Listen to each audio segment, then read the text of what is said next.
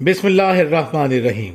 فرض کریں ایک نیک دل بادشاہ اعلان کرتا ہے کہ میری سلطنت میں 1 ماہ تک رعایا کو وہ تمام چیزیں دی جائیں گی جنہیں دل کی گہرائیوں سے طلب کیا جائے گا۔ اس ماہ میں ہر شخص کی خواہش پوری کی جائے گی کیونکہ یہ میرا مہینہ ہے۔ سوچیں سب کی خوشی اور طلب کا کیا عالم ہوگا۔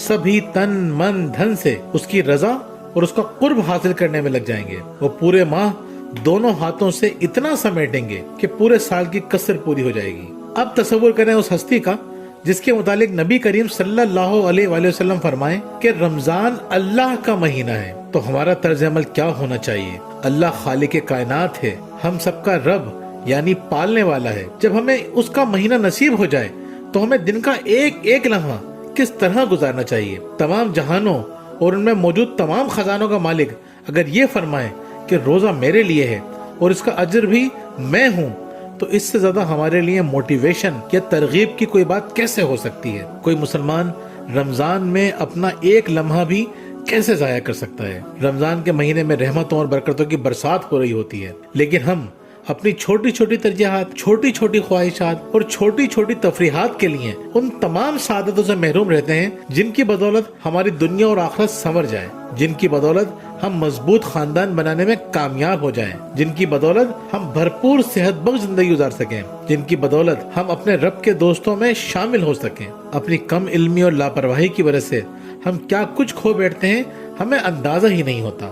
آج ہم دیکھیں گے کہ رمضان سے بھرپور فائدہ اٹھانے کے لیے ہمیں کیا کرنا چاہیے، جتنے روزے ابھی باقی ہیں انہیں کس طرح گزارنا چاہیے۔ اس ماہ میں خاص طور پر نماز اول وقت میں خشوع و خضوع سے پڑھنے کی عادت ڈالیں۔ نماز افضل ترین عبادت ہے، جتنا زور ہمارے دین میں اس پر دیا گیا ہے کسی اور پر نہیں دیا گیا۔ اگر ہم اچھی طرح وضو کریں اور اطمینان سے اللہ کی بارگاہ میں اسے راضی کرنے کی نیت سے کھڑے ہو جائیں تو یہ ایک عمل ہمیں فضول اور بے حیائی کے کاموں سے روکنے کے لیے کافی ہے، اور جو شخص ان کاموں سے بچنے میں کامیاب ہو جائے اس کے لیے اس سے بڑی کامیابی کیا ہو سکتی ہے؟ مل جل کر کھائیں، سحر و افطار میں مل جل کر بیٹھیں۔ مل کر بیٹھنے سے محبت بھی بڑھتی ہے اور برکت بھی ہوتی ہے۔ رمضان رشتوں میں محبت پیدا کرنے کا مہینہ ہے۔ ایک دوسرے کی ضروریات کا خیال رکھیں، ایک دوسرے کی پسندیدہ چیز اسے تحفے میں دیں، ساتھ بیٹھیں، اپنے دل کی باتیں ایک دوسرے سے شیئر کریں، سحری ساتھ کریں۔ یہ اللہ تعالیٰ کا خاص کرم ہے کہ وہ ہمیں اپنی جسمانی ضروریات کو پورا کرنے پر بھی اجر و ثواب عنایت فرماتا ہے۔ سحری بھی ہماری ان جسمانی ضروریات میں سے ایک ہے جس پر اللہ تعالیٰ انعام و اکرام اور برکت سے نوازتا ہے۔ حدیث میں ہے، رسول اللہ صلی اللہ علیہ وسلم نے فرمایا، سحری کیا کرو کیونکہ سحری کرنے میں یقیناً برکت ہے۔ ایک مقام پہ فرمایا، سحری والی برکت جو اللہ نے تم لوگوں کو عطا کی ہے اسے نہیں چھوڑو۔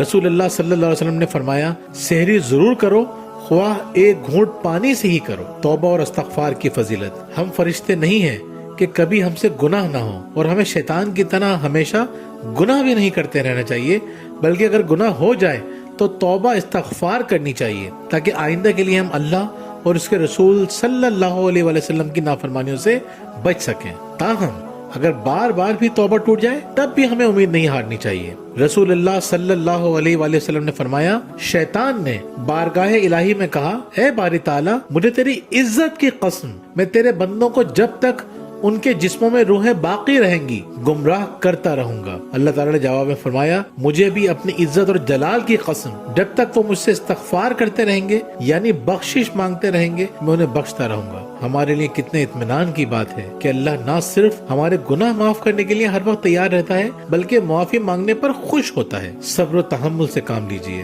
رمضان المبارک میں روزوں کی وجہ سے مزاج میں چڑچڑاپن پیدا ہو جاتا ہے، اس لیے ایسے موقع پر اپنے آپ پر قابو پانا اور صبر کرنا بہت ضروری ہے۔ بچوں، شریک حیات، گھر کے دیگر افراد یا راہگیروں سے بھی درگزر سے کام لیں۔ یقین کریں اس وقت اجر میں کئی گنا اضافہ ہو جاتا ہے جب اللہ کی رضا کے لیے خود پر قابو رکھا جائے۔ اللہ تعالیٰ معاف کرنے والوں کو پسند فرماتا ہے۔ ہمیں بھی دوسروں کی غلطیوں پر غصہ کرنے کے بجائے درگزر سے کام لینا چاہیے۔ نماز تہجد کو اپنی پوری زندگی کا معمول بنانا چاہیے، ورنہ کم از کم رمضان المبارک میں تو اسے ہر حال میں ادا کرنے کی کوشش کرنی چاہیے، کیونکہ ان دنوں ہمارے پاس اسے ادا کرنے کا کافی وقت ہوتا ہے اور انسان کے دل میں ہدایت اور روحانیت کا نور پیدا ہوتا ہے۔ حضور اکرم صلی اللہ علیہ وسلم نے فرمایا، اللہ تعالیٰ رات کے آخری تہائی حصے میں آسمان سے دنیا کی طرف نزول کر کے فرماتا ہے کہ کون ہے جو مجھ سے مانگے اور میں اسے عطا کروں؟ کوئی ہے جو مجھ سے بخشش اور مغفرت طلب کرے کہ میں اسے بخش دوں؟ رسول اللہ صلی اللہ علیہ وآلہ وسلم نے فرمایا فرض نمازوں کے بعد سب سے افضل نماز درمیانی رات کی نماز تہجد ہے۔ اللہ تعالیٰ رات کے آخری حصے میں بندے سے زیادہ قریب ہوتا ہے، بس اگر ہو سکے تو ان بندوں میں